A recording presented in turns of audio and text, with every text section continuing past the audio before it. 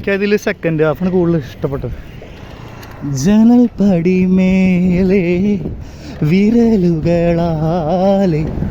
അല്ല ചുവര്, ജനൽ പടിമേലെ ചുവരുകളാകെ വിരലാൽ നിന്നെ എഴുതി, ഇടവഴിയാകെ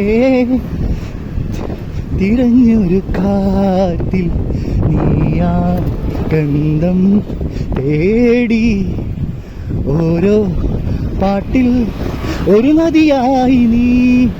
ഓരോ നോക്കിൽ ഒരു നിലവായി നീ,